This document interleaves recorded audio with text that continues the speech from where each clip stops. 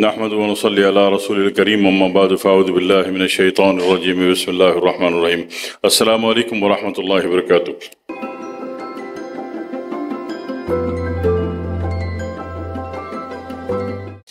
بہت سارے احباب نے خصوصاً خواتین نے یہ فرمایا کہ گھر میں جناب علی کھٹمل بہت ہیں۔ کھٹمل بہت ہیں کا طریقہ تھوڑا آسان کر لیتے ہیں۔ ایک تو ہوتا ہے کیمیکل اسپرے لا کے کر دیا جاتا ہے، 4 گھنٹے تک اس کمرے کو بند کر دیا جاتا ہے اور یہ مسئلہ حل ہو جاتا ہے، ٹھیک ہے۔ اور کچھ لوگ کیمیکل کو پسند نہیں کرتے، گھر میں چھوٹے معصوم بچے ہیں، وہ نہیں چاہتے کہ ان کے دماغ پہ برے اثرات پڑے، تو ایسی صورت میں ایک کام کرنا پڑے گا۔ ایک تو کوشش کریں گھر میں ہر حال میں آپ کے ہر پنکھے کی کٹوری میں نا فنائل کی 8-10 گولیاں ہونی چاہیے، ٹھیک ہے، ہمیشہ ہونی چاہیے۔ کوئی بھی وائرل ایفیکٹ مارکیٹ میں آئے گا، دنیا میں آئے گا، آپ کی کالونی میں، علاقے میں آئے گا، تو آپ کا گھر سیو رہے گا، ایک بات۔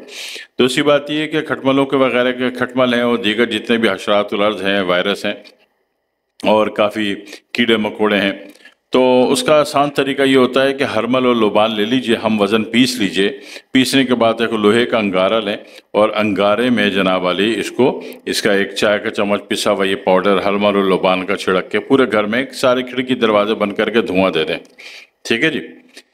2 گھنٹے گھر بند رہے گا، آپ کسی ایک الگ سے سیپریٹ کمرے میں چلے جائیں جس کی کھڑکی دروازے کھلے ہیں، باقی سارا بند کر دیں۔ پھر یہ دھواں دوبارہ دیا جائے گا مگر سارے کشن سارے گدے تک کے الٹے کر کے، ٹھیک ہے۔ 2 دفعہ دھواں دیں گے تب کہیں جا کے آپ کا یہ کھٹمل کا، پسو کا اور دیگر ایسے کیڑے مکوڑے جو نظر نہیں آتے مگر کاٹتے ہیں، سوئیوں کی طرح چبھتے ہیں، یہ ساری چیزیں آپ کے گھر سے ختم ہو جاتی ہیں، ٹھیک ہے۔ ایک بات تو یہ ہوگی، تو نارمل آپ کے ایک سوال کا جواب ہے، لیکن دوسری بات یہ ہوتی ہے کہ گھر میں صفائی ہونی چاہیے، صفائی ہو، ستھرائی ہو، ٹھیک ہے، اس کا آپ نے خیال رکھنا ہے۔ اور گھر میں نحوست اور بے برکتی سے بھی یہ چیزیں ہوتی ہیں، اور یہ نحوست بے برکتی کیسے ہوتی ہے؟ جس سے گھر میں کھٹمل بڑھ جاتے ہیں، مچھر بڑھ جاتے ہیں، چیزیں بڑھ جاتی ہیں، ایسے کیٹانو جراثیم کاٹنے والے بڑھ جاتے ہیں جو نظر نہیں آتے مگر سوئی کی طرح پاؤں میں چبھتے ہیں رات کو۔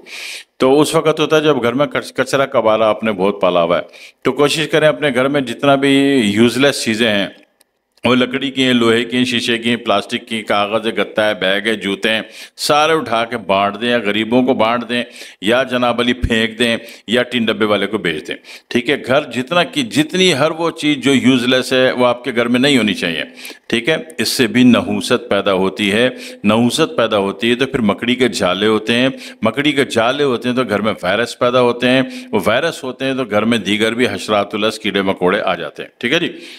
تو اس کا پورا خیال کرنا ہے، صرف یہ سوچو کہ جی میں اسپرے کر دوں اور کھٹمل مچھر مر جائیں، تو اس طرح کام نہیں ہوگا۔